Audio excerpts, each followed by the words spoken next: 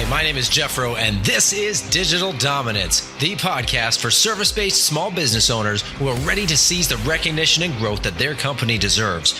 You've worked hard to build a business you're proud of. Now it's time for Digital Domination. Now, what if you could get hundreds of customers, turn them into raving fans, and crush your competition, all without lowering your prices? Well, that's exactly what today's guest, John Formica, helps businesses do.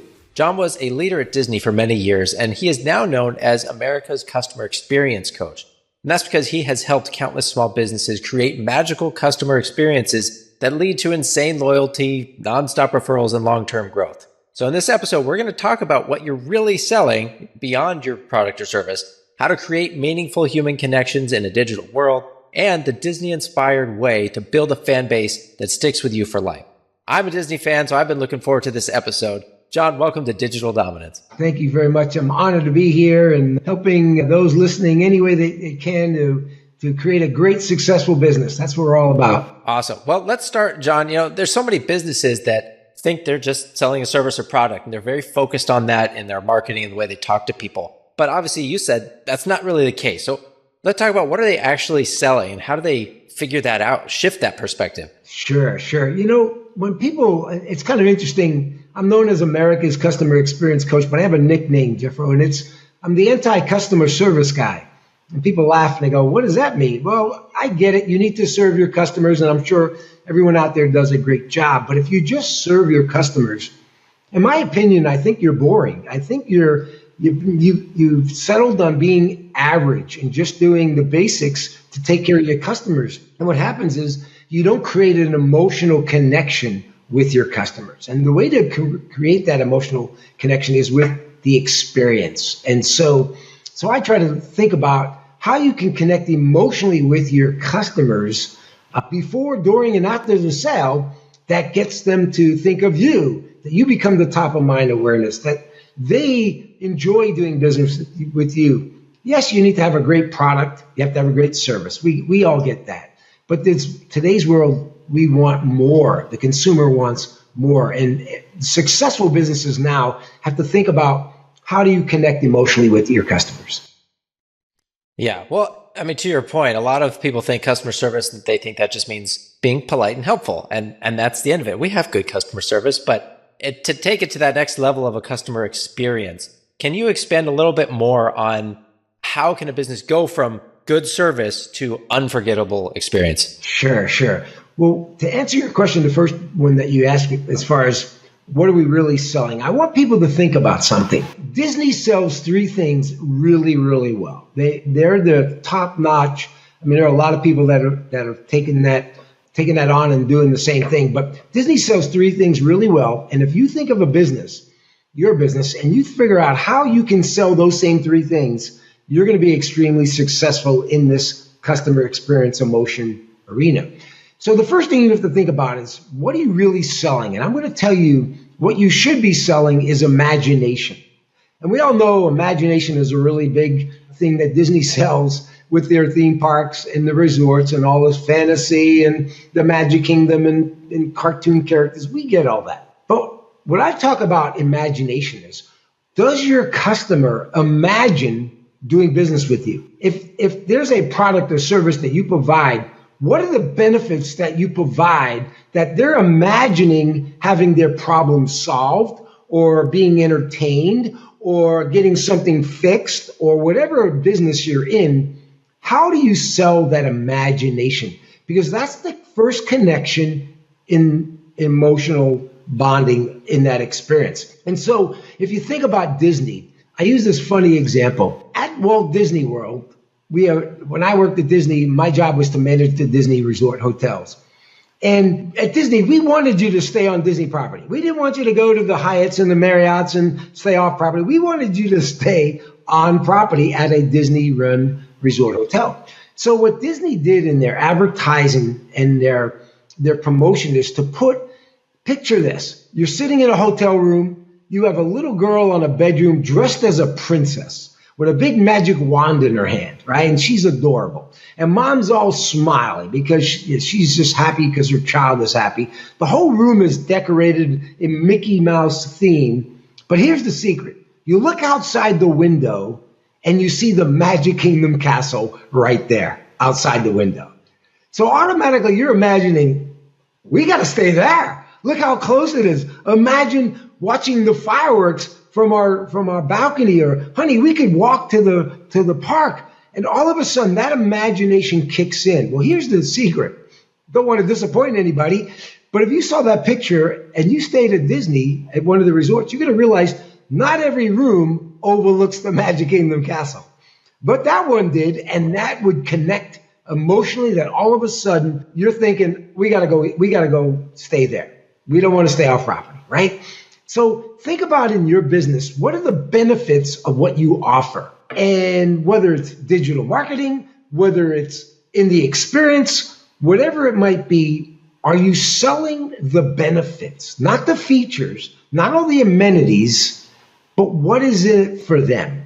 And that will automatically start to connect with me emotionally. We see it on advertisements everywhere, right? If you want to lose weight, they imagine being skinny, or wearing those skinny jeans, or putting on a bikini, or looking sharp with nice clothes, whatever it is. They start planting that imagination. And that's what we need to do, is what we sell. And the second thing is, Jeffro, we need to sell curiosity. And the curiosity is the imagination kicks into what is it going to be like doing business with you? What is your product going to do? Will you be dependable? Will your staff be friendly? Will it be easy to do business with you? All of those things are curious. We have to make sure we capture that curiosity. And then the third thing, what Disney sells, is happiness.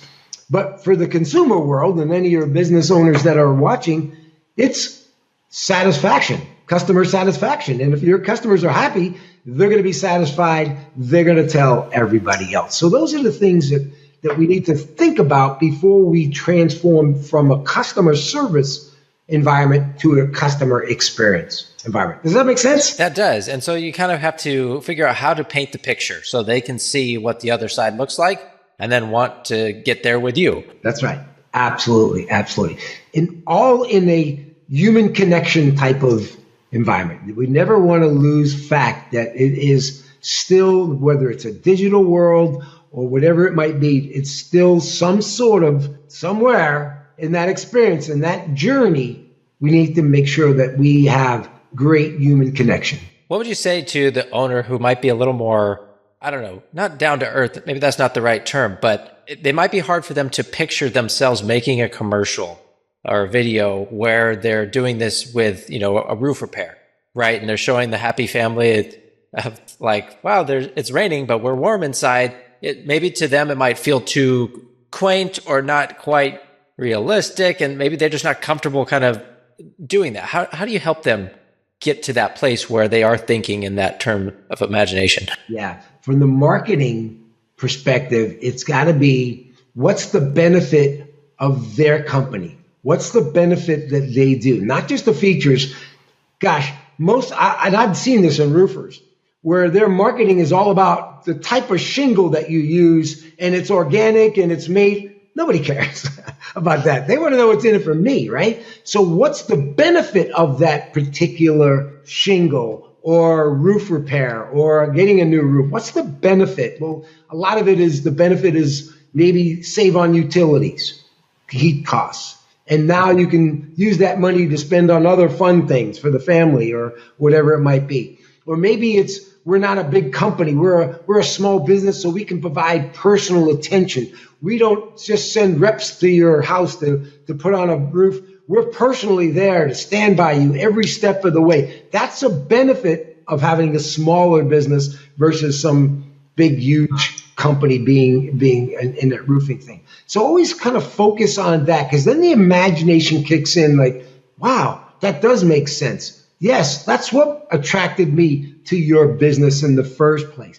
Because to the consumer, Jeffro, we think everybody's the same. I don't know how to differentiate you. Come on, one roofer, plumber, electrician, they're all the same. I mean, come on. And if I go work with any of my clients who are plumbers and electricians, and I always ask them, what makes you different? I have to try to take them from what are their amenities and what are their features to the benefits, right? Nobody cares if you've been in business for 50 years. Because I know plumbers that are really great and been in business for 1 year. You don't have to be 50 years in business anymore. But so what are those benefits? That's what we're trying to drive. And any small company, regardless of the industry, think about what's in it for them. What do your customers want? One of my favorite quotes from Walt Disney is, you don't build a product for yourself. You find out what the people want and you build it for them.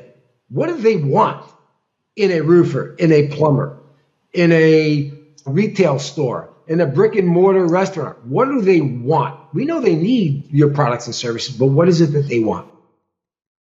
So what about, let's move to the next step of that. So let's say we figured out how to kind of convey that message. What about the loyalty aspect? For people that want to come back over and over, it makes sense for some companies more than others. But if you're in some kind of commodity, or like only emergency fixes is when we call them, or even if it's, a roof job, like you're not going to redo your roof more than once every 10 years or something. So you can't rely on that repeat business. You need them to tell other people. So how do you build that kind of loyalty to where not only do they come back to you if they need you, but they're telling other people about you? That's right. And that's where most people don't understand this. There's three pieces of the customer experience that I try to work with my clients and help them create. And that is, what kind of experience do they get before the sale? What's the experience during the sale? And what's the experience after the sale? So the goal of a roofer, let's say, since we're using this as an example, it's going to be 15 years where I'm not going to need another roof. But how many people do I know that might need a roof?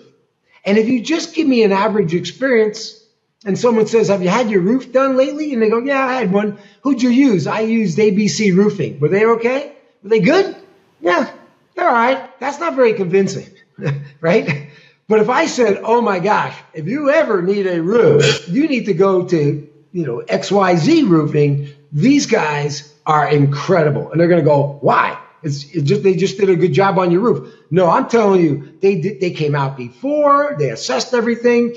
During, they were there, they cleaned up, everything was awesome. They checked with us. They even called back afterwards, make sure that the place was clean. And then all of a sudden, I got a nice gift in the mail. Because, getting a new roof is a lot of money. I got a nice gift in the mail. This nice package came by. See, it's keeping that type of mind awareness that if you exceed the expectations, right? If you exceed the expectations, what I try to do is with my clients is I do a journey map with every single touch point with that customer. And Jeffro, it starts with marketing. That's a touch point, right? We want to make sure we connect there as well, all through. And then when I go back, we look at each touch point. We go, where can we, what Walt Disney used to say, plus it by one. Where can we do this much better? And you'll be amazed, just this much in each one of those touch points adds up to be, you won't believe it. Because most, again, they're thinking, come on, it's just a roofer or it's just a plumber. You go, no, they're not. And just like Disney's not just a amusement park. It's not just a hotel. It's an experience, right? And so we want to be able to look at each one of those touch points and try to differentiate yourself from your competition. What do they do? I don't want you to copy them. I just want you to do it better than them. That's what I want you to do. And a lot of small business owners don't take the time or take their experience for granted. I'll give you a perfect example. I just came across this survey, and they surveyed business owners, thousands of business owners, and they said, on a scale from 1 to 10, how would you rate your customer experience? And over 90% said 8, okay? That we give a good experience to our customers. And then they surveyed customers, and the customers gave them a 2. So there's a big disconnect between what an owner thinks, I'm doing a great job, and what the consumer or customer is actually getting. And that's where we need to constantly be in touch with our customers to find out, are we giving them what they want, not just what they need? That makes sense. Now, for an in-person business, whether that's a storefront or a hotel property, a roofer, you're interacting in person, and it's easy to imagine a lot of those touch points and how you can make them good. What about for companies that are completely remote and digital, where I never go to somebody's house when I build them a website necessarily? It might only be Zoom calls. Is it harder for those remote companies to create those touch points, or is it even easier because nobody else is doing it when you actually start doing stuff. Yeah, great. Two great points right there. One is you have to find a way, again, either before, during, or after. Where can you throw in a touch point? Where can you throw in some sort of human connection, whatever it might be, right? Most of it is going to be digital. Most of it is going to be, like you said, through the internet or whatever it might be. You're not touching somebody, you're not visiting their business. But there's still ways that we can go in there. I'll give you a perfect example. I was working with an online company who sold products online, and they're like, I get these orders. I don't even know who these people are. They just come in, and I wake up in the morning and I made some money. That's great. I'm like, that's awesome. Well, maybe there's certain customers that have the potential to give you even more money, or maybe it was a high price ticket. Maybe they bought a lot of stuff from you, or you find out that they bought often from you. Those are the ones. It's kind of the 80-20 rule. 20% of your customers give you 80% of the business. Find out who those 20% are and touch them. A thank you card, a little gift, a little acknowledgement, whatever, a phone call, something. You don't have to do all of them because I know that might take a lot of time. But I'm going to tell you the rewards and the benefits of touching those few. And here's the other piece of that we just talked about. Nobody else does that, Jeffro. So you do it just a little bit, you're way ahead of everybody else. Because think about it. When did you ever go online to buy something and you got a thank you note or a gift card in the mail? It just doesn't happen. I'll tell you a company that does do that is Build-A-Bear Workshop, Build-A-Bear, and also Chewy, the pet company, Chewy. My wife is on an online, we get our pet food, we have 2 cats, we get our food all the time, just delivers regularly. But we get cards in the mail, we get gifts from my cats on their birthday. Nice. Like they get it, right? And they understand that it's still a human connection somewhere, even though all their stuff is online and I never talk to anybody and I don't walk into their store. They still try to figure out ways. And even if I get a birthday card once a year, boy, that's powerful because nobody else does it, right? So I'm going to talk about it. I'm going to tell my friends. I'm going to tell my neighbors. I'm going to tell people that you don't even know who I know. And that's where you're going to build that business that way. Yeah, and that kind of leads into my next thought, which was, the world is moving towards more automation and more AI. But if you're still putting in these human connections and touch points, then of course you're going to stand out even more. It's going to be amplified, even if it is just one little thing. Yeah, absolutely. And AI is going to transform a lot of things. We know that, and it's coming at rapid speed. And I'd be an old dinosaur and say, AI is not going to work. You still need people. I can't say that because I'm going to be laughed at. Okay? I get it. But right now, AI, if there's a way to enhance the experience through AI, maybe make things easier, more convenient, right? Nothing wrong with that, right? So I'm going to use AI. I'm going to use AI to do the menial tasks that maybe they can take those tasks so my staff now can focus on more personal interaction because they're not bogged down with all this other stuff they have to do. So that's going to be beneficial. But there's some drawbacks of AI. And when I talk to some people about AI, sometimes the digital journey is like too complex, too complicated. There's all these multi-channels and you go here to get there to go there. And sometimes it becomes confusing. The other thing to think about is every business needs to know their audience, right? Survey your audience, get feedback from your audience. You'll find out that there's going to be a big percentage that they just want to order online, right? I don't want to call up my auto service repair shop and make an appointment to get my car fixed. Can't I just do that online, right? Can't I just do that from an app? Yeah, make sure you can do that.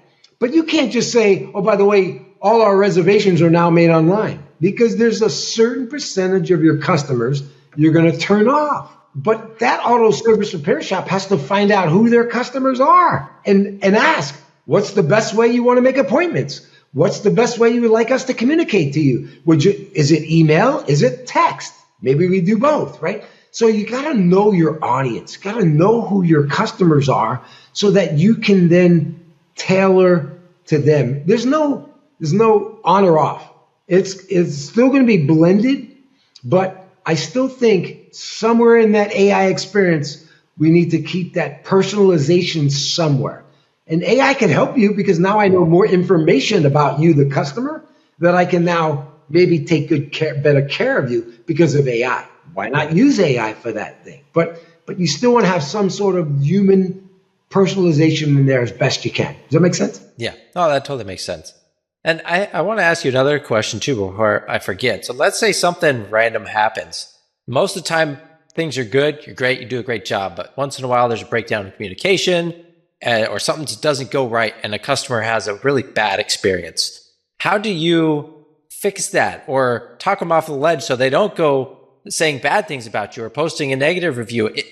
What's the Disney way to handle that? Absolutely. Absolutely. Great question. And it'll tie right into the experience, by the way, and attaching emotions to this. So one of the things that most people are complaining about or upset about is when something didn't go right, or maybe they were told something and it turned out to be different, or a product doesn't work or whatever. So there's a couple of things. One, we have to focus on why that happened and not just fix the problem, but make sure it doesn't happen again as best you can. But here's the secret in dealing with complaints. Tell the customer what you can do, not what you can't do. I mean, I may not be able to give you a refund, but let me tell you what I can do, Jeffro. Let me try to do this for you, whatever it might be. Maybe it's give you something addition as added value to what you bought. I'll fix the thing, but I can't give you a refund, but let me give you an extra this or that. Or maybe I'll give you a coupon for a future visit or whatever, or I'll send you a gift card. Do something, but let me tell you what I can do. And when you tell me what you can do, it's very important. But one of the things to really emphasize in customer complaints, whether it's online, whether Google review or whatever it is, you're answering a review, or it's in person, is empathy is valuably important in your conversation. When I was a general manager of a hotel, gosh, first of all, I empowered my staff to do everything. Like, I don't care what you have to do, as long as the customer's happy. Maybe we can figure out a better way of doing it. I don't want you to give the farm away, but if the customer is happy because you were right in that situation, then I'm okay. And I used to educate, and we used to have like training on what to do and what not to do. And I got to tell you, my staff was cheap, and they knew that if it got to me, I was giving everything away. But my staff was like, we can't give that away. We can just do this or do that. Like at Disney, rather than giving money back, is there a particular restaurant that you're having a difficult time getting into? Maybe I can get you a reservation. To that customer, that was like, you can do that? Yeah. Now, what did it cost? Nothing. But to the perception of the customer, that was a big one, right? So my staff used to always come up with these creative ways of doing it. But one of the things I used to tell a customer that if they were irate and they came to me, I would just diffuse it, empathize, and say, obviously, if you come to me after going through my entire staff and they couldn't help you, we really must have screwed up. I'm here. Yeah. What do you need? Right?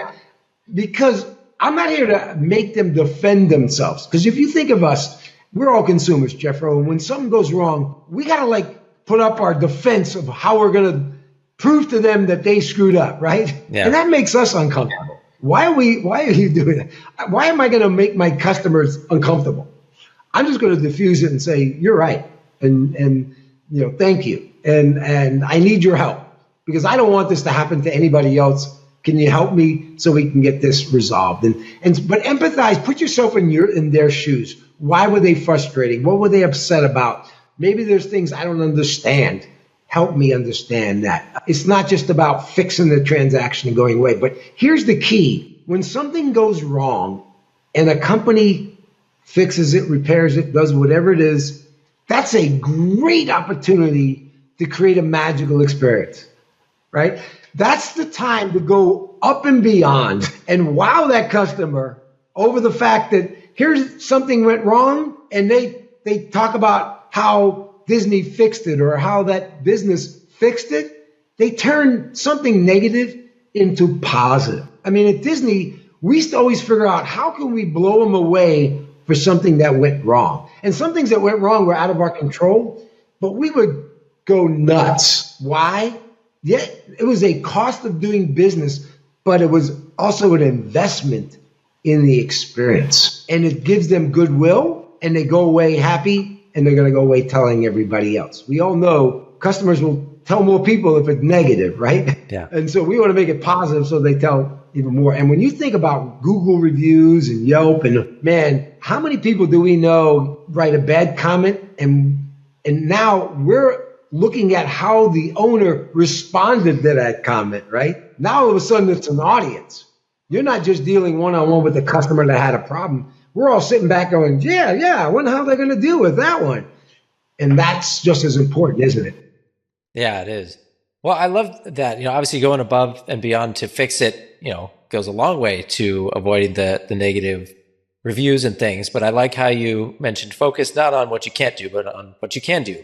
Because there's usually something you can do. And I like the examples too. Where can you provide value without it, hitting the bottom line too hard, right? Because that way it's a win-win and everybody's happy after that. So, but the worst thing in the world for any business, particularly a small business, is to have an upset customer who doesn't tell you. That's like the worst thing to have, because we don't know all the people they know and how they know it. And gosh, and I can't sleep at night if I have a customer that's upset and I don't feel like I've helped them enough or did enough for them. I can't sleep at night because I'm thinking, oh my goodness, who in the world do they know that I don't know they know, right? Yeah. Well, hopefully people have been paying lots of attention, taking good notes, because I really enjoyed talking with you today, John. As a Disney fan myself, I like the idea of sitting back and thinking about what my company would look like if I ran it like Disney, and infused all these different experiences. And I've already had some ideas just on this through this conversation. So I'm going to try and think more like that as in the future too. So guys listening, I encourage you guys to do the same thing. And if you want to connect with John or invite him to speak, his info will be in the show notes as always. Obviously, he's got a lot of value to bring and a lot of positive energy too. So last question for you, John. If a business owner is listening right now feeling like they blend in too much, what's the first step they can take to start standing out? Yeah. Try to think about what additional value you can give your customers. And value doesn't necessarily mean, cost you money, but a lot of customers will a lot of businesses will discount to try to get customers and I'm okay with discounting. Maybe if you're opening up a new business, nobody knows about you. You got to get people in there. I get all that. I'm not wrong with that. But I try to figure out what added value can I give you, whether it's a touch point, whether it's human interaction, whether it's additional services, whatever it might be, what added value can I give you that will connect with me emotionally, that will give me what I want, not just what I need, but what do I really want? You'll be surprised how far that will take you to differentiate you from your competition, because they're not thinking that way. Your competition is just thinking about just getting, customers. But I try to focus on, every business has to get customers, don't get me wrong. But I try to focus on, what about the customers we already have? What can we do to enhance their experience so that we become the top of mind awareness in whenever they're choosing or referring others? And you'll build your business pretty quick that way as well. Yeah, makes a lot of sense. Well, thanks a lot, John, for being here. Thanks to all of you guys for listening. If you found this episode helpful, please leave a review on iTunes or Spotify. Now go work on your customer experience, guys, and we'll see you next time. Take care. Thanks for tuning in to the Digital Dominance Podcast. This show is brought to you by FroBro.com. If you are a B2B service provider and you're ready to transform your website into a high-converting, lead-generating sales tool, go to FroBro.com/revive to learn more.